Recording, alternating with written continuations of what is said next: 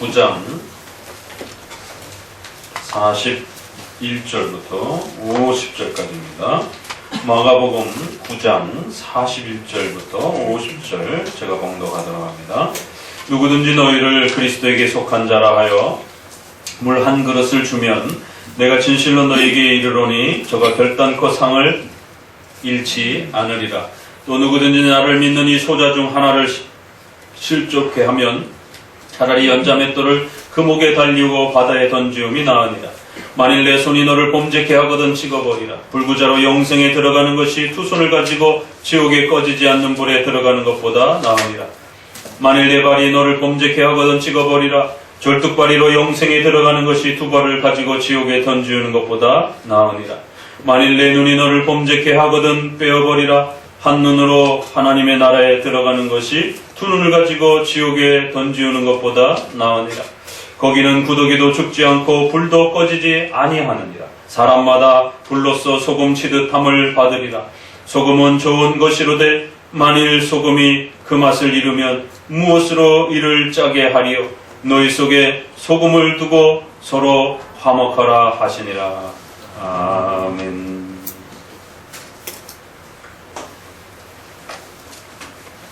앞서 소개한 본문 속에서 누가 크냐라고 하는, 또 누가 더 거룩하고 더 하나님 앞에, 예수님 앞에 인정받는 제자들이냐라고 하는 이러한 갈등과 또 배타성 때문에 제자들끼리도 큰 싸움이 벌어졌고, 또 그 제자들 외에 다른 또 그룹들, 제자 그룹들과도 갈등을 일으키면서 심각한 위기와 어려움을 겪는 이 장면들을 또 우리는 보게 됩니다.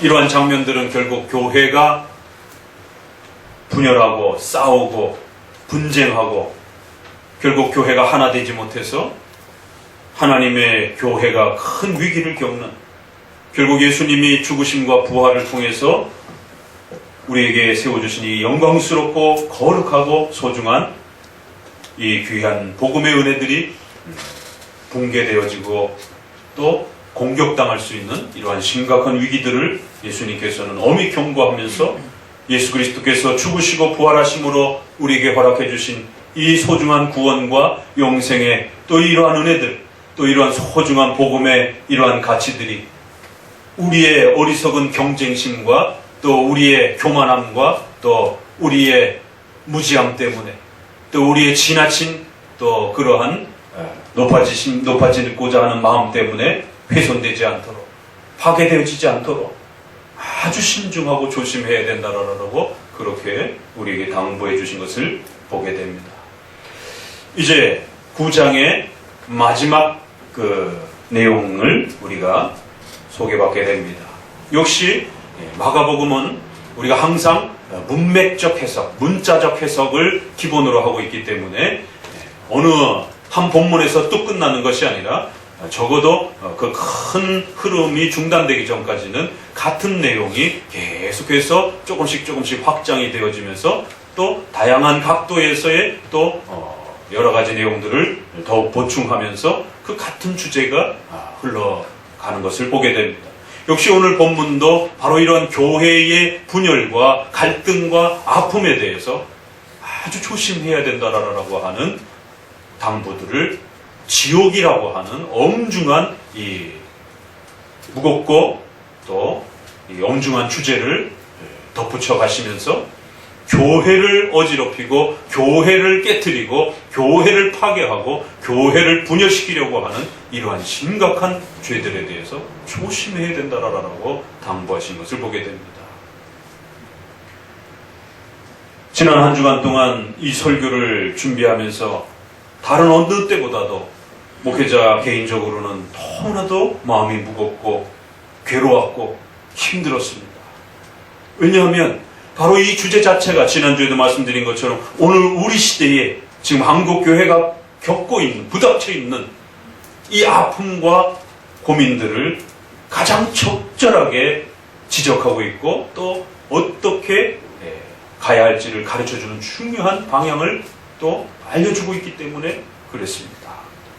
오늘 우리 시대의 갈등과 분열의 이 심각한 위기 앞에 놓여있는 교회, 국가의 정치적인 문제로 인하여 국가의 이러한 그 이데올로기와 또 그러한 방향과 관련해서 국가 위정자들과 일반 시민들은 나름대로의 가치를 가지고 있다 할지라도 교회가 거기에 잘못 휘말려서 오히려 기름을 부으면서 더 큰 갈등과 더 큰 국가적인 분열과 아픔들을 자아내는, 그리고는 더욱 교회는 더 큰 갈등과 이념적 그러한 분열에 심각한 고통을 겪고 있는, 바로 지금 오늘 우리 시대에 우리는 어떻게 해야 되는 것인가? 한국교회는 어떻게 해야 되는 것인가? 어떻게 해야 정말 살 길이 있는 것인가? 이러다가 자칫 내란이라도 일어나면, 이러다가 자칫 씻을 수 없는, 돌이킬 수 없는 그러한 미움과 갈등이 세워진다라면 그걸 회복하는 데는 너무나도 오랜 세월이 걸릴 수도 있는 것입니다. 또 그 틈을 타서 외부의 그러한 강대국과 또 외부의 그러한 세력들이 이민족의 이 어려움들을 이용해서 국가적인 그러한 또 심각한 위험에 또 돌입하게 된다라면 어떻게 해야 될 것인가? 적어도 오늘 우리 시대가 겪고 있는, 국가적으로 겪고 있는, 또 교회적으로 겪고 있는 이런 갈등과 싸움과 분쟁이라고 하는 이 자리 앞에 오늘 마가복음은 우리에게 무엇을 말씀하고 계시는 것인가? 더더욱 특별히 그 주제와 내용이 우리 오늘 부닥치고 있는 현실에 너무 절실하게 또 연결되어질 수 있는 내용이기 때문에 더욱 가슴 아프고 또 괴롭고 힘든 그러한 또 설교의 내용이기도 한 것을 보게 됩니다. 특별히 왜 더욱 이번 주 동안 힘들었다라고 말씀을 드리자면 염려했던 바로 그 일들이 이번 주에 터졌기 때문에 그런 것입니다. 결국 3년 전에도 국가와 교회와의 관계 속에서 적어도 크리스찬들은 국가 위정자에 대한 태도를 어떤 자세로 취해가야 되는 것인가에 대해서 설교를 통해서도 또 수많은 신학회 활동들을 통해서도 또 여러 논문들을 통해서도 적어도 장로교회는, 적어도 기독교인들은 국가와 관련해서, 국가 위정자와 관련해서 정교 분리의 원칙이라고 하는 것을 어떤 식으로 적용해내야 되고 어떤 식으로 이해해야 되는지, 그것이 무엇인지, 어떻게 해야 하나님 앞에 복을 받을 수 있는지. 로마서 13장에는 모든 권세는 하나님으로부터 왔기 때문에 그 권세를 함부로 훼손하거나 그 권세를 함부로 건드리게 되면, 그 권세를 함부로 위하게 되면 하나님 앞에 무서운 진노와 책망을 받을 수 있다라고 경고하기 때문에 그렇습니다. 성도들의 시민적 저항과 자유도 중요하고 귀하지만 더욱더 한편에서는 국가 위정자의 권위와 국가 위정자의 자리를 함부로 송산시킬 때에 국가적인 혼란은 둘째치고 성도들이 하나님 앞에 무서운 책망을 받을 수 있다라고 하는 엄중한 경고가 함께 서 있기 때문에 우리는 이 주제를 가지고 고민할 수밖에 없었습니다. 그래서 3년 전, 2000 몇 년 전에도 같은 내용을 가지고 거리로 나서는 크리스찬들을 향하여 자중하시라라라고, 조심하시라라라고, 당신들의 양심의 자유도 중요하지만 하나님의 질서도 중요하다라라고 거듭 당부드렸던 것입니다. 결국 적어도 법을 존중하는 그러한 근대의 민주주의 국가에 있어서는 시민들이 그렇게 직접 나서지 않더라도 적어도 법적인 질서 체계가 운영이 되고 있고, 또 그러한 법적인 질서 체계가 우리가 시민이 보기에 좀 더 미흡하고 부족하더라도 그 법 테두리 안에서 문제점을 지적하고 그 문제점들을 고쳐나가면서 그 법을 존중하면서 그 법 안에서 국가와 교회를 잘 헤아릴 때에 하나님의 복을 받는 것, 바로 그것이 지난 500년 동안 우리 교회가 지켜왔던, 그래서 제세례파는 끊임없이 국가의 부패와 악에 대해서 뜯어 고쳐야 된다라고, 지금 당장 고쳐야 된다라고 그렇게 저항할 때에, 그래서 국가의 모든 위정자들과 국가의 권위들을 함부로 대하고 무너뜨리려고 할 때에 루터나 쯔빙글리나 칼빈이나 이런 종교개혁의 1세대와 2세대 목사님들은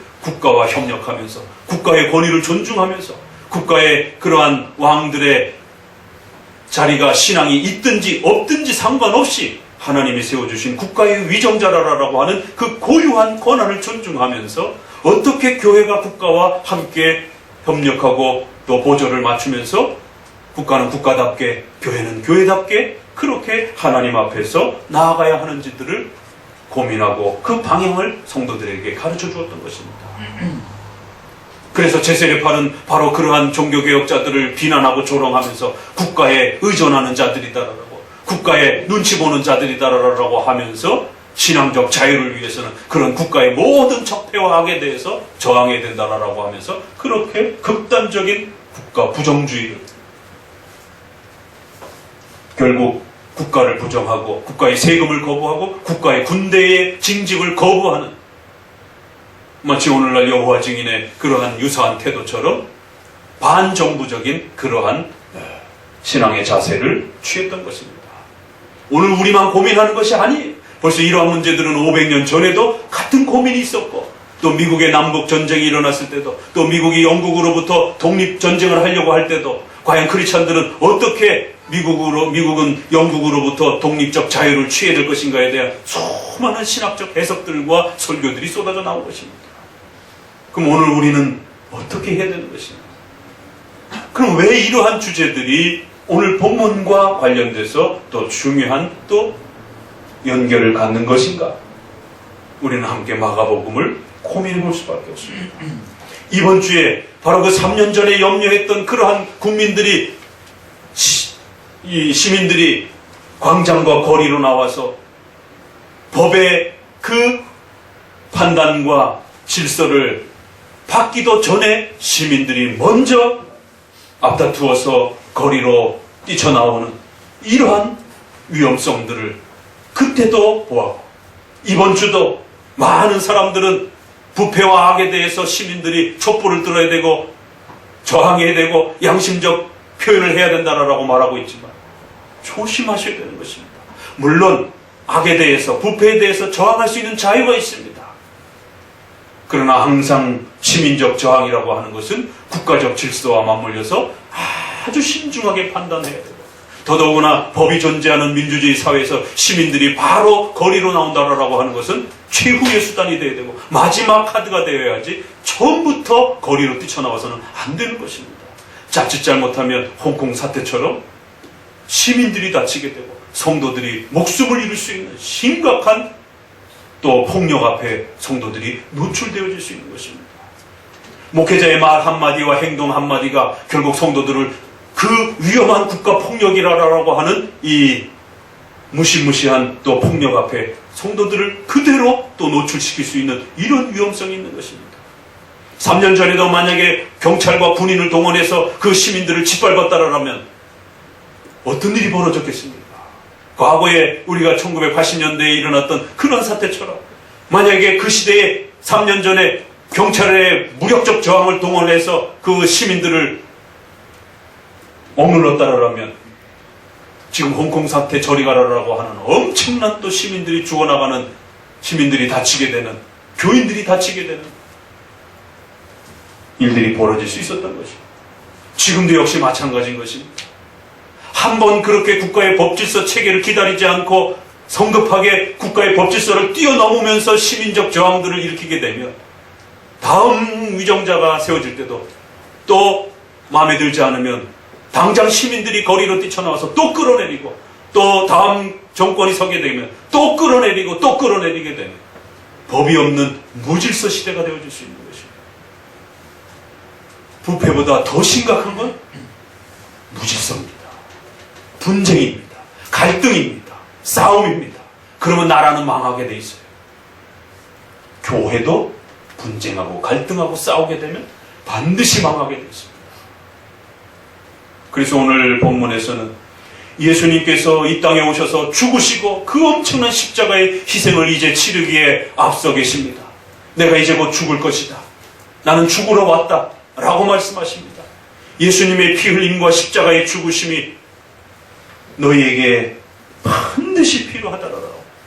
인간이 짊어진 그 영원한 원죄에 대한 하나님의 심판과 무서운 이 형벌을 제거하기 위해서는 반드시 그리스도의 거룩한 보혈의 십자가의 피가 흘려져야 한다는 것이. 그리고 그리스도께서 십자가에 죽으셔야만이 다시 부활하여 영생이라고 하는 이 영광스러운 하나님의 새롭게 사는, 죽어야 할 지옥에서 영원히 심판받아야 될 이러한 악한 죄인들에게 의로움과 영생이라고 하는 이 복된 선물을 다시 줄 수 있다는 것입니다. 예수님의 죽으심과 부활은 이처럼 우리의 죄의 문제를 해결하고 의롭게 되어 하나님 앞에 영원히 살게 되는 하나님의 자녀여 백성으로 초대되어 살게 되는 이 하나님의 나라를 우리에게 말하고 있는 것입니다. 그래서 부활이란 좀 더 지상 국가에 이런 완벽한 시스템을 만들고 좋은 국가 제도를 만들고 사회 정의를 확립하고 또 복지 시스템을 이룩하는 것에 어떠한 방식을 이룩할 것인가가, 어떤 형태로 이룩할 것인가가 더 큰 문제가 아니라, 부활이란 죄의 문제를 각성시키고 죄의 문제로부터 돌아서도록, 악으로부터 돌아서서 예수 그리스도의 피로 주어지는 의로움과 칭의의 위대함들을 맛보게 해주는, 그리하여 하나님의 자녀로 거듭나서 하나님을 예배하는 성도와 교회로 모여서 하나님을 찬양하고 하나님을 섬기며 주의 말씀을 따라 순종하면서 이 땅에 가장 연약하고 부족한 그러한 사람들을 돌보면서 그렇게 섬기면서 살아가는 것, 그것이 교회라는 것이, 그것이 바로 하나님의 은혜로 우리에게 그리스도의 죽으심과 부활을 통해서 주고자 하시는 은혜라는 것입니다. 국가 정치와 사회 정의와 복지를 어떻게 만들 것인가가 문제가 아니라 어떻게 하면 죄를 지적하고 어떻게 하면 지옥의 이 문제를 해결받을 수 있도록 하나님의 무서운 이 심판으로부터 의롭게 되어질 수 있는, 죄인이 의롭게 되어질 수 있는 이 비밀을 어떻게 깨달을 수 있는지에 대해서 가르쳐주고, 이제 그 거듭난 자들이 감격스러워 하나님께 나와 예배하고 그 하나님을 찬송하고 하나님의 말씀을 배울 수 있는, 이것이 부활이라는 것이에요.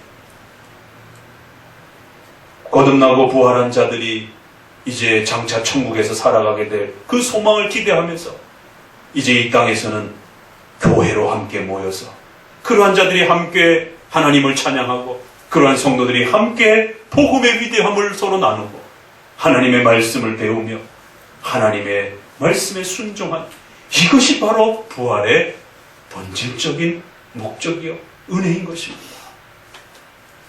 그런데 이러한 부활의 영광스러움을 제대로 이해하지 못하게 되면 반드시 갈등과 싸움과 미움 속에서 결국 지상왕국에서 이루어지는 그러한 특혜와 또 우월권과 또 우수함에 대한 가치들을 더 크게 여기고 그걸 누가 차지하고 그걸 누가 누리고 누가 그걸 갖게 되느냐에 대한 이런 심각한 싸움과 갈등들이 이루어질 수밖에 없다라고 엄히 경고합니다.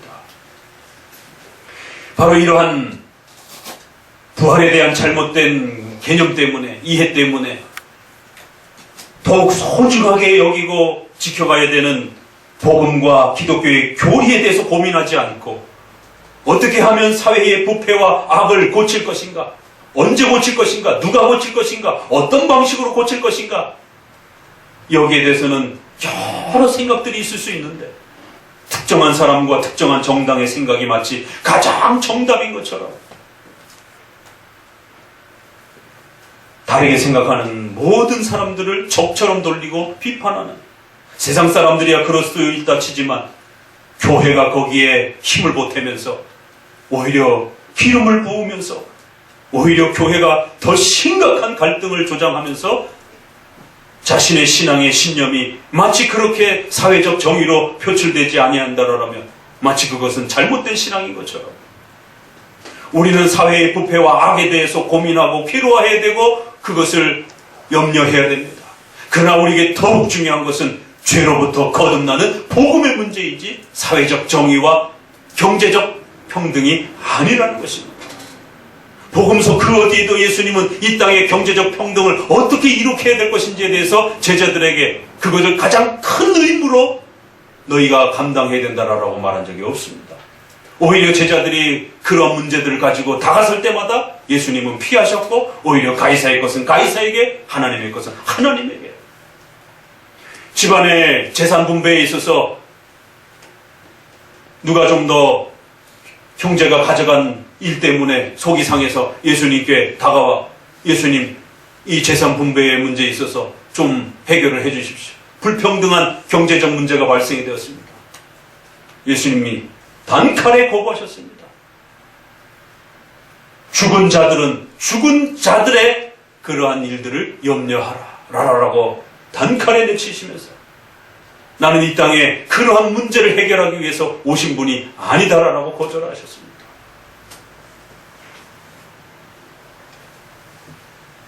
부활의 이 영광스러움이 무엇인지를 잘못 착각하게 되면, 부활을 이 땅에서의 번영과 이 땅에서의 그러한 사회복지와 또 경제적 평등과 부유함으로 잘못 이해하고, 부활을 믿지 않는다라면 정말 우리가 거룩한 분노로 일어서야 되지만, 이 땅의 경제적 정의와 또 이러한 국가의 시스템을 어떻게 만들어갈 것인가에 대해서, 그건 성경에도 이런 국가를 만들어라라고 하는 개념이 없습니다.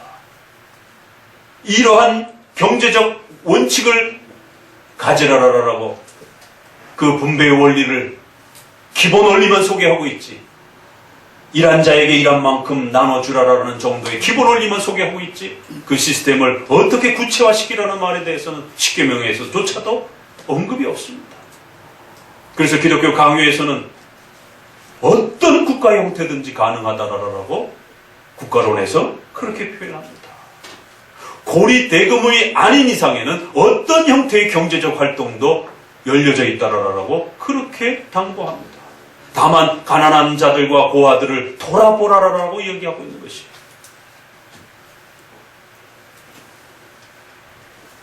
부활을 믿지 않고 장차 천국과 지옥의 이런 기독교의 가치들을 믿지 않는다라면 우리는 정말 그들을 이단으로 취급해야 되고 불같이 거룩함으로 분노하면서 일어나야 됩니다. 그러나 어떤 국가를 만들지, 어떤 형태로 국가를 운영할지에 대해서는 좀 더 다양한 생각들이 있을 수 있는 것입니다. 그것을 교회가 지나치게 갖다붙어 이것이 더 성경적이다, 저것이 더 성경적이다라고 하게 된다면, 성경 그 어디에도 명확하게 밝히고 있지 않는 내용들을 자신의 정치적 이데올로기와 신념을 가지고 그렇게 성도들에게 몰아붙이게 되면, 다른 생각으로 다른 방식으로 국가를 운영하고 이루어가고자 하는 그런 크리스찬들을 적으로 돌리게 된다는 것입니다. 그래서 오늘은 바로 그러한 갈등과 교회를 분열케 하는, 교회를 어지럽히게 되는, 교회를 찢는 이러한 행동들은 지옥의 벌을 받을 각오를 하라는 것입니다. 굉장히 무섭고 엄중한 경고가 그래서 쏟아지는 것입니다. 자, 먼저 우리 41절을 같이 한번 읽어봅니다. 누구든지 너희를 그리스도에 속한 자라 하여 물 한 그릇을 주면 내가 진실로 너에게 이르노니 저와 혈당고 하나를 유익하게 하리라. 한 구절 더. 또 누구든지 나를 믿는 이 소자 중 하나를 실족해 하면 차라리 연자맷돌을 그 목에 달리고 바다에 던지음이 나으니라. 앞부분에서는 그 갈등과 욕심과 교만함 속에서 제자들끼리도 갈등을 하고 또 다른 제자 그룹들과 자신들을 비교하면서 더 우월한 그룹이다라고 하는, 우리 그룹이 가장 거룩한 그룹이라고 하는 이러한 순혈주의적인 베타주의, 이런 자기들만이 최고다라고 하는 그러한 교만함들에 대해서 엄중히 경고하시면서 부활은 그런 것이 아니다라고 하는, 부활의 영광스러움이라고 하는, 부활을 통해서 주시고자 하는 하나님의 나라는 그러한 서열의 차등의 이런 부분들을 만드는 것이 아니다라는 거 엄중히 경고하면서 어린아이와 같이 돼야 된다라고 이렇게 경고합니다. 그런데 오늘은 같은 어린아이를 또 한번 소개를 합니다. 이러한 분열과 갈등과 또 이 착각 속에 빠져 있었던 제자들을 향해서, 또 당대의 그런 백성들을 향해서 메시아를 통해서 이룩해 주실 그 부활의 영광스러움은 서열의 그러한 그 차등의 이 문제를 해결하는 그런 것이 아니라 어린아이와 같은 그러한 겸손함이 있어야 된다라고 하면서 다시 한번 오늘 본문에서는 이 소자 중에 하나를 잃게 만드는 이러한 행동들은 더욱 조심해야 된다라고 하면서 어린아이를 한 번 더 언급합니다. 그런데 문맥의 흐름에서 어린아이에 대한 개념이 달라집니다. 앞부분에서는 실제로 나이 어린 어린아이를 보이면서 좀 더 너희가 연약하고 부족한 그러한 가난하고 힘든 자들을 돌아보고 살피고 그렇게 그들에게 마음을 두는 그러한 인격적으로의 성숙함과 그러한 겸손함들이 부활의 영생의 거듭남을 받은 성도들의 그러한 열매들이다라고 이렇게 소개를 하셨다라면 오늘은 조금 달라요. 이 소자 중 이렇게 되어 있는데 이 소자가 어떤 소자냐면 나를 믿는 이 소자 그리고 너희를 그리스도에게 속한 자라라고 하면서 예수님을 믿는 자들에게 도움을 베풀어주는 그런 선행을 소개를 합니다. 너희를 라고 하면서 제자들을 향하면서 바로 성도들이 그리스도를 믿는 자들이라고 해서 그 성도들을 도와주는 그런 선행들 또 성도들이 예수님을 믿는 자라라고 해서 그 이유 때문에 그들을 핍박하는 실족해하는 그러한 악행들 이렇게 시작을 합니다. 오늘 이 본문에서는 조금 방향을 바꿔서 상과 벌의 이야기를 합니다. 바로 부활의 영광을 통해서 하나님께서 이 땅에 허락해 주신 이 영광스러운 귀한 은혜는 바로 교회를 통해서 이루어져 간다라고 그렇게 앞서 말씀을 드렸습니다. 그렇기 때문에 바로 거듭난 자들이 함께 예배하고 섬기며 하나님을 배우며 하나님 앞에 또 이 거룩한 신앙의 공동체를 세워가는 이러한 소중한 교회의 자리와 가치가 바로 부활의 본질이다라고 이렇게 소개를 한 것입니다. 그리고 이제 신속히 마지막 부분에서는 그러기 때문에 이 교회를 분열시키거나 교회를 공격하거나 이 교회를 망가뜨리는 이러한 행동들은 지옥의 벌을 받을 각오하라는 것입니다. 예수님의 죽으심과 부활을 통해서 회복시켜주고 다시 영생의 이러한 의로움을 허락해준 이러한 소중한 성도들의 신앙 공동체인 교회 바로 예수님은 그러한 신앙 공동체의 머리요 그들의 왕이요 그들의 주인으로 계시는 것입니다. 그리스도의 죽으심으로 인하여 바로 그러한 하나님의 백성들이 만들어진 것입니다.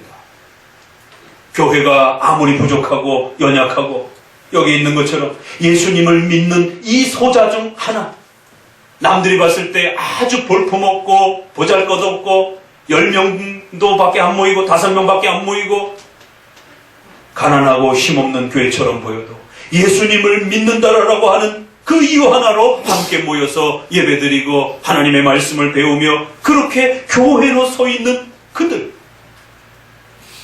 그들은 예수님의 십자가의 피로 값주고 사신 하나님의 자녀들이요 하나님의 집이요 그리스도의 신부요 그리스도의 몸이라는 겁니다. 바로 예수님의 죽으심과 부활은 이처럼 예수님을 믿고 의지하여 예수님으로 거룩하게 되고 의롭게 되어지는 하나님의 백성들을 만드는 것이 그리스도께서 이 땅에 오신 메시아가 이 땅에 오신 본질적인 목적이랍니다.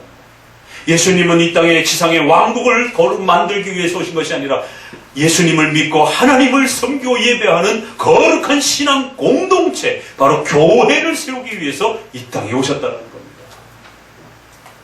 그래서 그 교회를 함부로 업신여기거나 그 교회를 핍박하거나 그 교회를 실족해 만든거나 그 교회를 분열하여 찢게 만든거나 나를 믿는 이 소자들 중에 그 어떤 하나라 할지라도 볼품없는 성도 하나라 할지라도 그 성도를 공격하고 조롱하고 비난하게 되면 어떻게 벌하신다고요?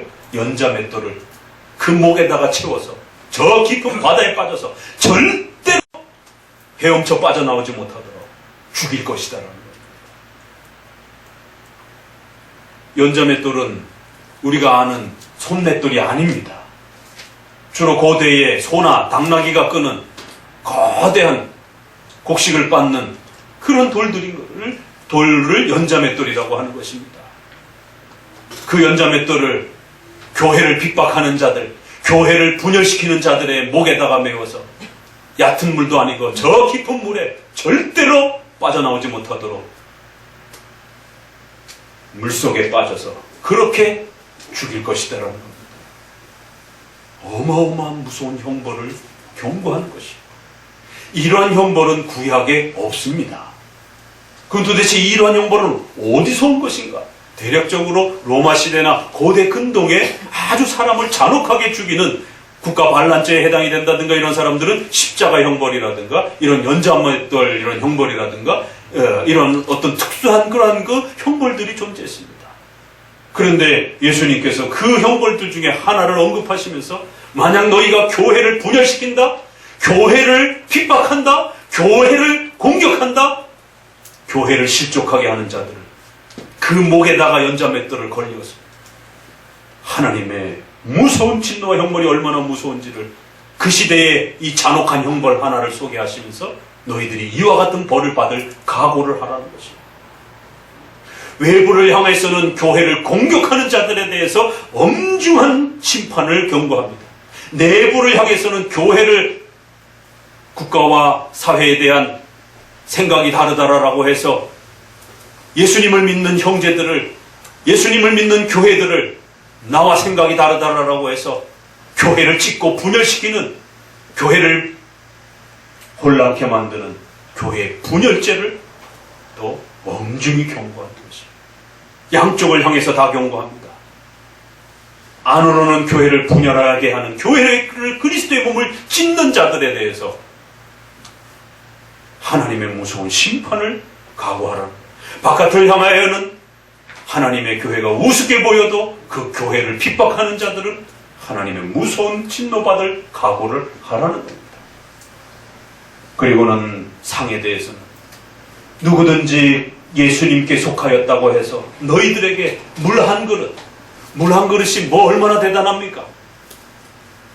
아주 보잘것없는 그러한 선행이라도 예수님을 믿는 성도들을, 교회를 도와준다라면, 그 신자들을 도와준다라면 하나님은 결코 그 선행을 잊지 아니하고 교회를 도와준 그 선행에 대해서 하나님은 은혜로 갚아주실 것이다.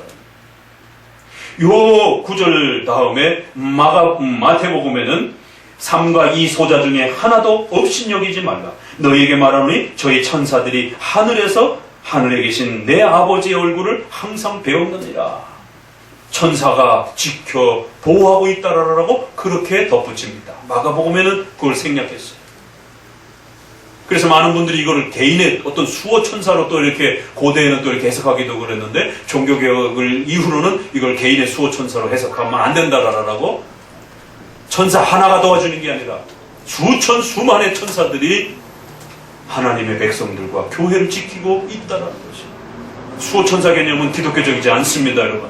이건 상식적으로 정립해두고 계셔야 돼요. 그럼 조라스터계라든가 이러한 다른 종교에서 들어온 것이, 하나님은 히브리서에 있는 것처럼 성도들을 섬기라라고, 교회를 지키라라고 수천의 천사들이 하나가 아닙니다. 수천의 수만의 천사들이 작고 연약해 보이는 그 성도들, 그 교회를 지키도록, 그래서 그 천사들이 하나님을 향하여 이 교회가 누구에게 핍박을 받았는지, 누가 이 교회를 분열시켰는지, 하나님, 저들이 지금 이 교회를 이렇게 공격하고 있습니다. 저들이 이렇게 교회를 어지럽히고 있습니다. 하나님께 직고할 것이고, 하나님은 그 천사들의 고함을 들을 것이고, 하나님은 그 교회가 어떤 핍박을 받고 있는지, 누가 그 교회를 짓고 있는지 지켜보실 것이다. 굉장히 무서운 말입니다.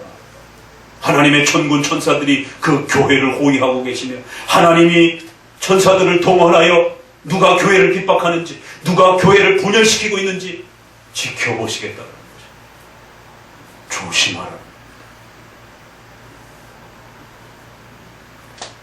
이처럼 물 한 그릇이라도 교회를, 예수님을 믿는다는 이유 하나 때문에 그 교회를 도와주고 성도들을 도와주면 반드시 하나님께서 결단코 그 상을 잃지 않을 것이라고 말씀하시는 것처럼 교회를 도와준 손길에 대해서 하나님께서 그들에게 복을 내려줄 것이고, 그러나 반대로 가장 연약해 보이는 성도와 교회를 할지라도 우습게 여기고 그 교회를 핍박하고, 또 교회가 소중하게 지켜가는 이런 일부 일처제, 또 이런 살인에 대한 이러한 금지에 대한 명령, 이런 소중한 5계명의 국가의 권위의 질서, 이런 기독교적 가치들을 함부로 훼손하고 또 공격하게 되면 그러한 유정자들과 그러한 국가에 참여한 그 기독교를 핍박하는 법들을 만든 자들에 대해서는 하나님이 또 엄중하게 그들을 목에 연자맷돌을 메어서 바다에 침수시켜서 그들을 익사시키는 이런 무서운 형벌을 내리실 것이다. 성경 말씀 한 구절을 보도록 합니다. 어디로 보냐면 마태복음 25장입니다. 여기에 이 비슷한 내용이 아주 유사하게 이렇게 소개가 됩니다. 마태복음 25장 37절 봅니다. 같이 한번 읽어봅니다. 이에 의인들이 대답하여 가로되 주여 우리가 어느 때에 주의 줄이신 것을 보고 공개하였으며 예. 이 마태복음 25장은 천국과 지옥으로 나누어지는 최후 심판의 이러한 아주 무서운 심판 이야기를 소개합니다.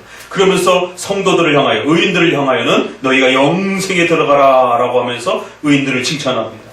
그러자 의인들이 주님, 우리가 언제 우리가 주님을 그렇게 줄이신 것을 도와드리고 목마르신 것을 우리가 주님을 그렇게 마시게 했습니까? 예수님이 뭐라고 말씀하시냐면 나그네들과 또 병든 자들과 가난한 자들을 도와준 것이 바로 나를 그렇게 도와준 것이다 라고 이렇게 말합니다. 그런데 5장 40절에는 조금 더 확장합니다. 같이 읽어봅니다. 임금이 대답하여 가라사대 내가 진실로 너에게 이르노니 너희가 여기 내 형제 중에 지극히 작은 자 하나에게 한 것이 곧 내게 한 것이라. 거의 문자 그대로 표현을 같이 쓰고 있습니다. 내 형제 중에 예수님을 믿는 그러한 지체들, 바로 그들 교회의 지극히 작은 자 하나에게 그들을 도와주고 살펴준 것이 바로 그러한 선행이다. 바로 예수님을 직접적으로 도와준 거나 마찬가지다. 이렇게 말합니다. 41절에 읽어봅니다. 또 왼편에 있는 자들에게 이르시되 저주를 받은 자들아 나를 떠나 마귀와 그 사자들을 위하여 예비한 영원한 불에 들어가라. 내가 줄일 때에 너희가 먹을 것을 주지 아니하였고 목마를 때에 마시게 아니하였고 나그네 되었을 때 영접지 아니하였고 벗었을 때에 옷 입히지 아니하였고 병들었을 때에 옥에 갇혔을 때 돌아보지 아니하였느냐. 그러자 그 악인들이 우리가 언제 그렇게 했습니까? 그러자 이 45절에 읽어봅니다. 이에 임금이 대답하여 가라사대 내가 진실로 너에게 이르노니 이 지극히 작은 자 하나에게 하지 아니한 것이 곧 내게 하지 아니한 것이니라 하시니라. 저희는 영벌에 의인들은 영생에 들어가리라. 바로 이 지극히 작은 자, 교회와 성도들을 돌봐주고 살핀 자들에게 어떤 은혜가 있을 것인지, 또 교회를 핍박하고 공격하고 교회를 찢은 자들에게 어떤 하나님의 무서운 벌이 임할 것인지를 이렇게 소개를 합니다. 왜 그렇습니까? 왜 교회를 핍박하는 게 이렇게 무서운 죄냐라는 거예요.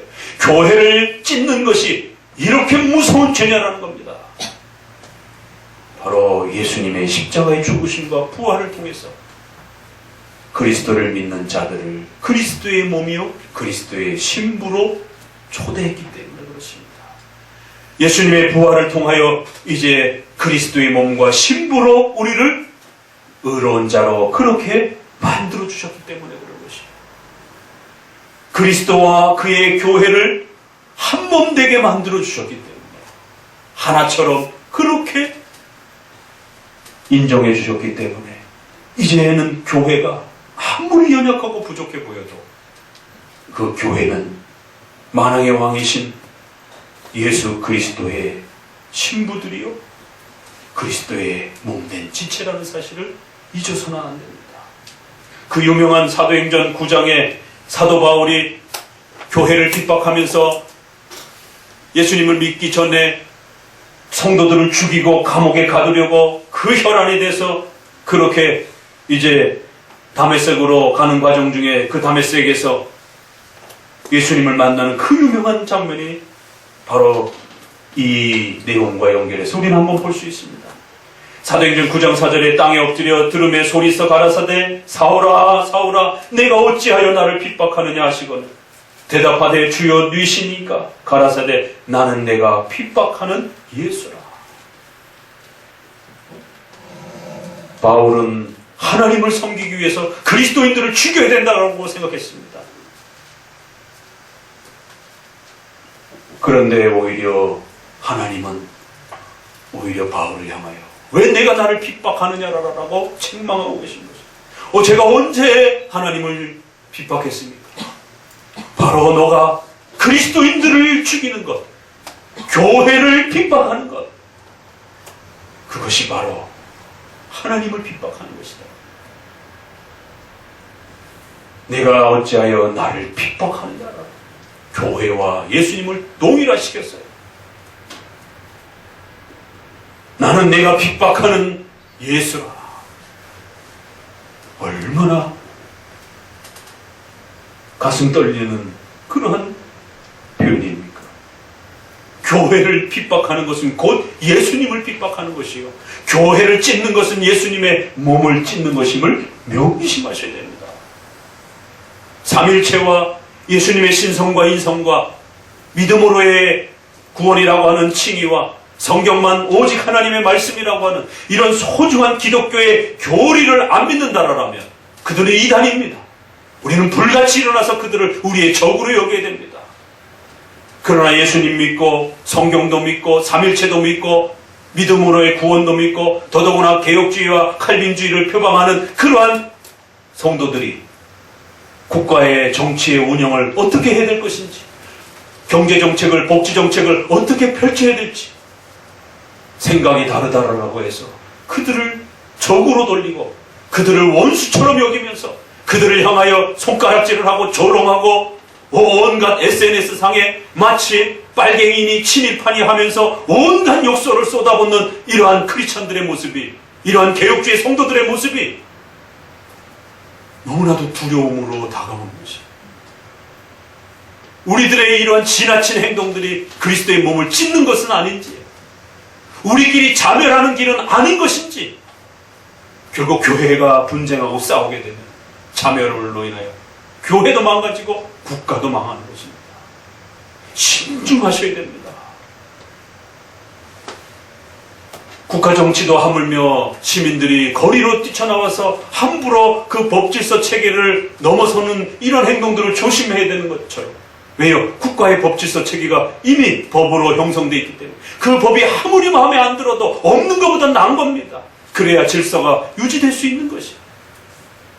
시리아라든가 아프가니스탄이라든가 국가 지도자가 없는 상태에 어떤 일이 벌어지는지를 지금 우리는 동시적으로 보고 있는 거예요. 그 난민들이 그 폭력과 무질서 앞에 살아남을 수가 없어서 수많은 사람들이 나라를 떠나서 난민 생활을 하는 이러한 심각한 위협들을 보게 되는 겁니다. 국가의 멸망과 교회의 멸망은 동시다발적으로 일어날 수 있다는 사실을 명심하셔야 돼요. 이단에 대해서, 기독교 교리를 거부하는 자들에 대해서 더 염려하시고 고민하셔야지, 국가 정책에 대한 부분들을 어떻게 펼칠 것인가에 대해서 그것을 마치 적처럼 그렇게 자신의 모든 SNS의 글과 자신의 모든 그러한 말과 행동들이 국가 위정자와 정치에 대한 그런 문제로 포장되어서는 큰일 납니다. 그거는 진보나 보수나 마찬가지예요. 성도들을 정치인으로 몰아가는, 교인인데 교인을 정치인으로 만드는 일들이 벌어지는 것입니다. 우리는 교인으로 만난 것이지 여기 만나서 정치를 하기 위해서 만난 게 아닌 것입니다. 교인은 교인다워야 되는 것이에요. 왜 우리 선조들이 500년 동안 전교 분리의 원칙이라고 하는 이 소중한 가치를 기독교적 가치로 정립했는지를 기억하셔야 됩니다. 왜 웨스트민스터에서 비상시국일 경우에는 겸손한 청원으로 국가의 문제에 대해서 정말 그것이 시급하다라면 비상시국일 때에 겸손한 청원으로, 또 국가가 뭔가를 요청한다라면 양심의 자유를 가지고, 기독교적 양심의 목소리를 가지고 겸허하게 권면할 수 있다는 것입니다. 국가의 부패와 교회를 핍박하는 것에 대해서 우리는 저항해야 됩니다. 물론 그 저항의 자리가 분명히 있습니다. 칼빈은 기독교 강요에서 저항과 국가의 권위를 동시에 가르치고 있는 것이에요. 저항만 가르치는 게 아니에요. 권위만 가르치는 게 아닙니다. 국가의 권위와 저항의 문제를 동시적으로 성경을 통해서 소개하고 있습니다. 종교분리의 원칙이라고 하는 것은 국가 문제에 대해서 담쌓고 살아가라고 하는 그런 개념도 아니에요. 그러나 또 반대로 국가 일에 대해서 너무 지나치게 간섭하는 감나라 콩나라라고 그렇게 간섭하는 것도 역시 아닌 것입니다. 국가 위정자가 목사님 내쫓으라라고, 장로님, 이장로님 내쫓으라라고 데모하고 국가의 권력을 동원해서 어느 교회와 어느 특정한 장로와 목사님을 인사권에 대해서 간섭하지 않듯이 교인들도 함부로 국가 위정자의 인사권과 결정권과 재정권에 대해서 함부로 감나라 콩나라 하시면 안 되는 것입니다. 그것이 비록 내 마음에 맞든 안 맞든 좀 더 기다려야 되고, 법질서 체계 안에서 정 마음에 안 들면 다음에 선거라는 얼마든지 좋은 제도가 있기 때문에 사람을 또 바꾸면 되는 것입니다.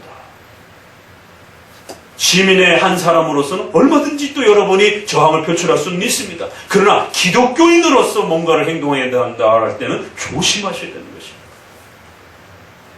교회의 본질적 목적이 마치 누구의 특정한 유정자들을 끌어내고 특정한 유정자를 앉히고 특정한 어떤 사회의 법적인 제도 장치를 만들고 이러는 것이 아닌 것이에요. 부활의 영광이란 지극히 작고 소중한, 연약해 보여도 하나님을 예배하고 섬기고자 하는, 죄의 문제를 아파하고 그 죄의 문제로부터 어떻게 거듭날 것인지에 대해서 설교해주고, 또 그러한 자들이 모여서 하나님을 예배하고 감격스러워하는, 바로 그 교회가 부활의 영광스러움을 가지고 있는 것입니다. 나머지 정치적인 부분에 대해서는 각각의 그리스도인들이, 각각의 교단이 어떻게 판단하고 어떻게 해석하는지에 대해서 우리는 좀 더 자유로워야 되는 것이죠. 좀 더 여유로워야 되는 것입니다. 진리는 성경이 가르치는 오직 그 유일한 진리만이 참된 진리인 것이고, 나머지 문제들에 대해서는 정답이 없는 것입니다.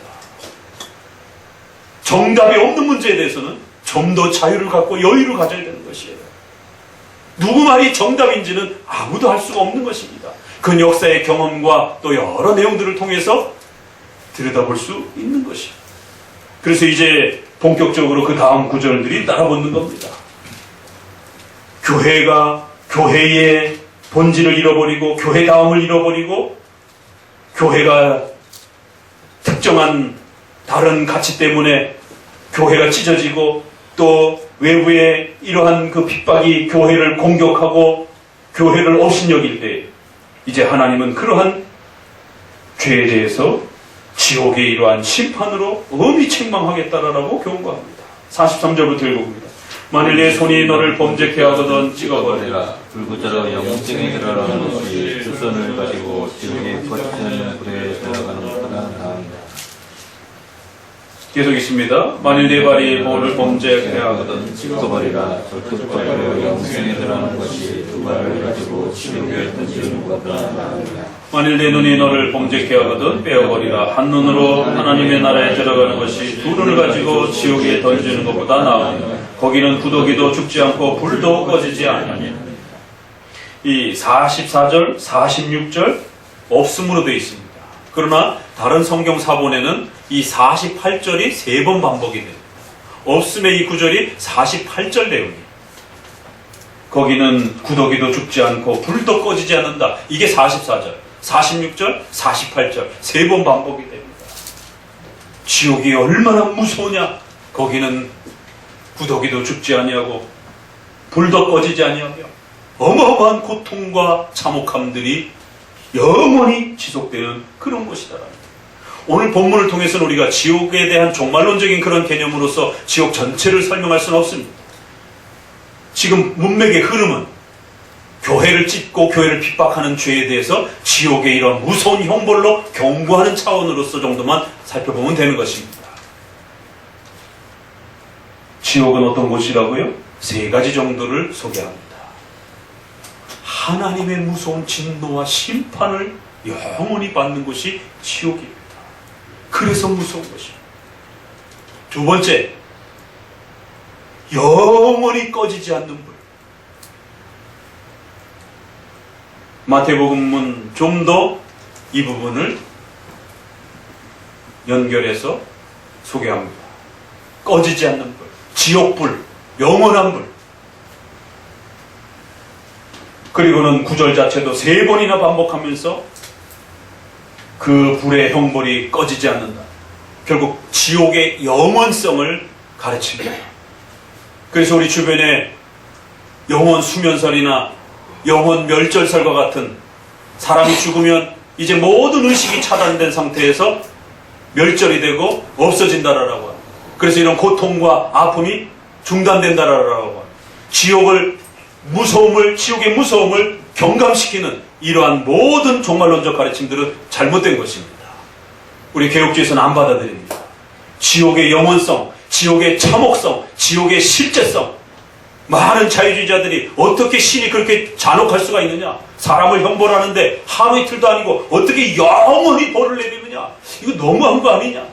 이런 공격을 하면서 종말론에 있어서 이 지옥의 영원성에 대한 부분들을 엄청나게 공격을 합니다. 그래서 영원 수면설이라든가 영원 멸절설이라든가 이런 지옥의 고통을 경감시키려고 하는 그러한 다양한 가르침들이 교회 안으로 들어옵니다. 그러나 성경은 지옥의 영원성, 지옥의 참혹성, 지옥의 고통의 가중성을 엄격하게 우리에게 소개합니다. 죽음 이후에 잠시 최후심판 때까지는 그 영혼이 천국과 지옥에 거하게 될 것이고, 최후심판 때는 몸의 부활까지 받아서 이제 영원히 죽지 않는 그러한 고통을 주는 벌레들과 또 영원히 고통을 가하는 그러한 불들이 몸을 가지고 있기 때문에, 3번째는 몸의 고통까지 가중되어지는 그런 벌을 받을 것이다. 하나님의 진노와 심판이, 그 다음에 지옥의 영원성이, 그 다음에 몸과 영혼이 부활되어 엄청난 고통을 가중을 받을 것이다라는 겁니다. 지옥이 얼마나 무서우냐? 그것은 하나님의 진노와 심판이 그들에게 영원토록 가하게 되는 바로 그런 고통을 맛보게 될 것이다. 그래서 몇 번의 이러한 지옥의 특징들을 소개하는 표현들을 소개하고 또 구절을 3번씩이나 반복하면서 바로 그 지옥은 영원히 꺼지지 않는 그런 불이 그들에게 고통을 가하면서 하나님의 무서운 진노와 심판 앞에 그들이 서서 그 고통을 겪는 그런 곳이 될 것이다라고 하면, 절대로 교회를 핍박하거나 교회를 찢는 그런 죄에 빠지지 않도록 조심해야 된다는 것입니다. 이것은 지금 제자들을 향하여도 경고하는 것입니다. 너희의 그 우월함과 자만함과 교만함 때문에 너희들이 더 우수하다라고 하는, 너희들만 더 최고다라고 하는, 너희들의 생각만이 최고라라고 하는 이러한 배타주의와 순혈주의와 이러한 교만함이 잘못하면 교회를 찢는다라는 것입니다. 그런 교회를 찢는 자들에게는 이러한 벌이 주어질 수도 있다는 겁니다. 그래서 제자들조차도 아차했던 그 교만함과 어리석음에 대해서 다시 한번 경고하면서, 또 외부를 향하여도 또 교회를 핍박하는 게 얼마나 무서운 죄인지들을 경고하면서 절대로 교회를 함부로 건들지 말라는 거예요. 교회가 소중하게 지켜가는 또 이런 윤리적 가치들에 대해서도 국가위정자나 사회는 함부로 건들지 말라는 것입니다. 국가가 망할 수도 있다는 것이에요. 교회를 핍박하는 나라치고 세계 역사상 온전한 나라가 없었습니다. 로마도 멸망했고 페르시아도 멸망했고 그 어마어마하던 나라들이 교회를 짓밟다가 망해갔습니다. 이건 역사가 증명해 주는 것이. 지옥의 이 두려움과 형벌들을 다시 한번 소개하면서 절대로 교회를 함부로 하거나 손상시키지 말라는 것이. 이제 마지막 구절을 읽어보도록 합니다. 마지막 구절은 약간 좀 생소하면서 어려운 면이 있습니다. 읽습니다. 49절. 사람마다 불로써 소금을 치듯함 받으리라. 소금은 좋은 것이되 만일 소금이 그 맛을 잃으면 무엇으로 이를 짜게 하리요. 너희 속에 소금을 두고 서로 화목하라 하시니라. 왜 갑자기 말씀을 맺으면서 소금 얘기를 하는 거 상당히 좀 낯섭니다. 그러나 마지막 구절을 보게 되면 너희는 소금을 너희의 가슴에 두고 너희의 마음속에 두고 절대로 싸우지 말고 화목하게 지내라는 것이. 이 마지막 구절을 보게 되면 소금의 비유를 왜 들고 계시는지가 조금 감이 잡힙니다. 그렇죠? 레위기 2장 13절에 보게 되면 소금 이야기가 나옵니다. 내 모든 소재물에 소금을 치라. 내 하나님의 언약의 소금을 내 소재에 빼지 못할지니 내 모든 예물에 소금을 드릴지니. 소금은 부패를 방지하고 부패를 막아주는 아주 중요한 역할을 합니다. 그래서 구약에는 이 인간의 부패를 막아주는, 인간의 더러움을 막아주는 바로 하나님의 약속, 하나님의 복음, 하나님의 언약, 이것을 소금에다가 많이 이렇게 연결해서 비유를 사용했습니다. 물질의 부패를 소금이 막아주듯이 인간의 더러움과 부패는 복음, 하나님의 약속, 언약이 막아준다는 거지. 그래서 언약의 소금, 이런 단어를 많이 씁니다.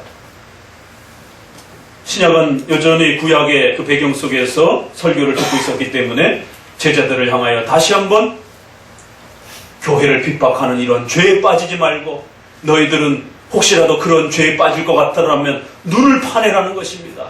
손을 잘라내라는 것이에요. 다리를 잘라내라는 것이에요. 절대로 그런 유혹에 넘어가지 말고 절대로 그런 죄에 빠지지 말고 몸부림을 치면서 싸워가셔야 된다는 거예요. 성도와 성도끼리 대화를 하다가 국가에 대해서, 위정자에 대해서, 다른 그런 이런 일반적인 이야기들에 대해서, 또 일반 은총에 대해서, 문화에 대해서 생각이 다르십니까? 그러면 서로 이해하셔야 됩니다. 그건 국가 문제뿐만 아니라 우리가 다양한 문제들이 있잖아요. 뭐 스포츠에 대한 문제, 오락에 대한 문제, 또 뭐 여러 가지 이러한 예술, 문화, 다양한 부분들에 대해서 성도들이 이야기를 나눈다고 넌 그렇게 생각해? 난 이렇게 생각하는데 너 틀렸어. 이러지 마시라는 것이에요. 생각이 조금 차이가 있을 때 그것이 명백한 기독교의 본질에 해당이 되는 진리가 아닌 이상 기독교는 아디아포라, 양심의 자유를 통해서 자유롭게 선택할 수 있는 그러한 중립적인 부분들이 많이 있습니다. 함부로 정죄하거나 함부로 틀렸다라고 말하면 안 됩니다. 자기의 다리를 잘라내고 손을 잘라내더라도 그러한 경쟁심과 비판심과 배타주의에 빠지면 큰일 납니다. 더더구나 우리 칼빈주의자들, 개혁주의자들이 많이 빠지는 범죄들입니다. 우리가 최고야, 우리가 정확해, 우리가 더 바라, 이러한 엄격주의가, 엄밀주의가 결국에는 자기들만 옳다라고 하면서 다른 교파들과 다른 성도들을 다 틀렸다라고 정죄하는, 결국 수년주의적인 배타주의에 빠지는 제세례파와 도나티스파, 노바티안파와 같은 역사 속에 순혈주의를 강조했던 그런 분리주의자들의 행동에 빠질 위협이 있는 것입니다. 그래서 오늘 본문에는 다리를 잘라내고 팔을 잘라내는 한이 있더라도 절대로 싸우지 말라는 거예요. 교회들끼리, 성도들끼리 절대로 싸우지 말고 소금을 너희의 마음에 두고 화목하라는 거예요. 그럼 소금이 뭐겠습니까? 부활. 지금 앞서서 가르쳤던 예수 그리스도의 죽으심과 부활, 바로 그 복음이 너희 마음속에 있다라면, 예수님을 믿는다라면 왜 손을 못 잡겠느냐, 예수님을 사랑한다라면 왜 서로 하나가 못 되겠느냐라는 것이. 피는 물보다 진하다라고 우리의 문화 속에서 이야기합니다.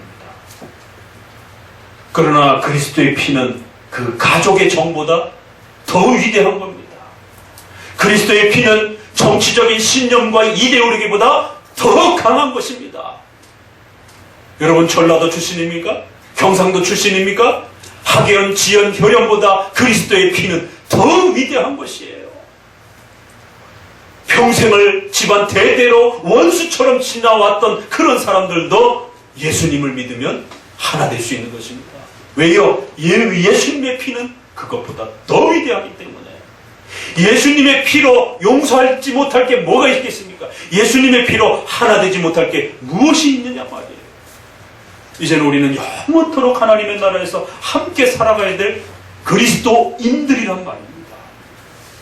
내가 좋아하는 정치인이 조금 달라도, 내가 좋아하는 정당이 조금 달라도 예수님을 믿는다라고 정직하게 고백한 신자라면, 그러한 교회라면 조금 부족해도 그리스도의 교회요 그리스도인인 것입니다.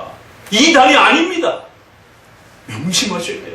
지금 우리 한국 사회를 바로잡아주고 살려줄 수 있는 이 분쟁과 갈등 앞에 자칫 잘못하면 두 번의 이러한 그 촛불 집회와 두 번의 이러한 시민적 저항이 이제 고착이 되면 세 번, 네 번 되고 잘못하면 내란과 분쟁이 일어날 수 있는 이 심각한 국가적 위기 앞에 놓여 있습니다. 나와 정치적 색깔이 다르고 나와 정치적 신념이 다른 자들에 대해서 몽둥이와 칼을 들고 죽이고 싶은 그러한 분노와 이 원망과 미움들이 SNS상에는 폭발을 하고 있습니다. 저것들은 인간도 아니고 짐승이고 칠입하고 빨갱이고 크리스찬들의 입과 목소리 속에서 주워 담을 수 없는 그러한 욕들과 그러한 험악한 비판들이 쏟아져 나오고 있는 것입니다. 목회자로서 그러한 모습들을 바라보면서 가슴이 아프고 눈물이 나고 우리의 교회의 미래를 내다보면서 두려움을 갖게 되는 것입니다. 이렇게 크리스찬들끼리 서로 싸우고 삿대질하고 조롱하고 비난하다가 그리스도의 몸이 갈갈이 찢겨지는 건 아닌 것인지. 물론 우리 한국 사회는 공산주의에 대한 아픔들이 있습니다. 그래서 보수파에 속해 있는 사람들은 그 공산주의에 대한 두려움 때문에 또다시 사회가 그러한 공산주의의 이러한 또 힘을 폭풍 속에 빠지는 것은 아닌지에 대한 두려움이 있는 것입니다. 그러나 또 한편에서는 독재와 이러한 그 사회적 그 폭력 앞에 고통을 받으면서 살아왔던 근대적인 또 우리 사회의 아픔들이 또 있는 것입니다. 그걸 또 남몰라라 할 수 없는 부분들이 있는 것입니다. 목사님조차도 지금 국가의 정책과 진보적인 또 이러한 법들 때문에 정부 위정자들 때문에 목사님도 지금 공격을 받고 있고 고통을 받고 있습니다.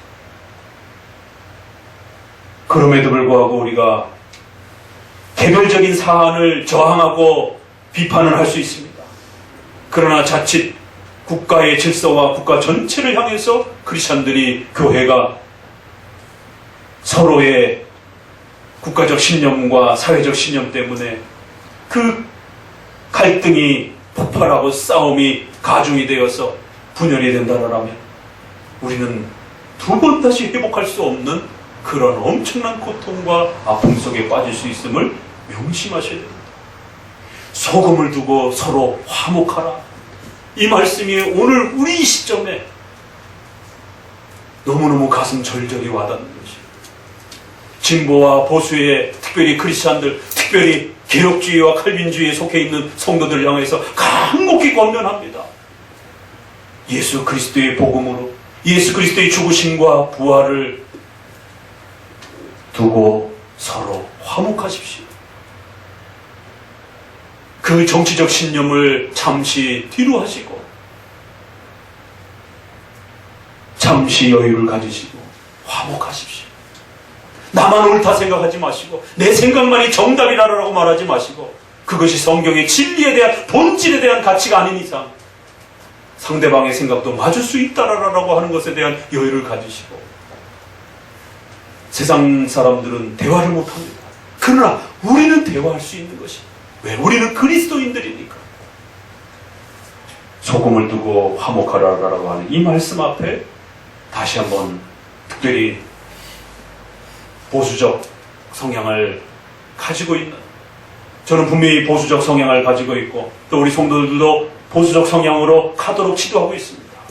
그럼에도 불구하고 좀 더 진보적 성향을 가진 그러한 특별히 우리 그리스도인들과 칼빈주의자들과 개혁교회 성도들을 향해서는 더욱 마음의 여유를 가지고 소금을 두고 서로 화목해야 된다라고 하는, 예수님이 이제 십자가를 앞두고 그 싸움박질하고 있는 제자들을 바라보면서 얼마나 가슴이 미어지시고 얼마나 큰 눈물로 그들을 걱정하셨는지에 대해서 오늘 우리는 우리 자신을 돌아보셔야 됩니다. 나의 지나친 배타주의와 교만 때문에 나만 옳다라고 하는, 내 판단이 가장 옳다라고 하는 이런 자칫 지나친 교만함 때문에 그리스도의 눈물을 더 가중시키는 것은 아닌 것입니다. 그리스도의 몸인 교회, 그리스도의 신부인 우리 그리스도인들, 너무나도 소중하고 귀한 영원한 전국에서 함께 살아가야 될 소중한 가족이요 백성임을 명심하시기를 주의 말씀으로 권유를 드립니다. 기도합니다. 하나님께 모든 영광을 올려드립니다.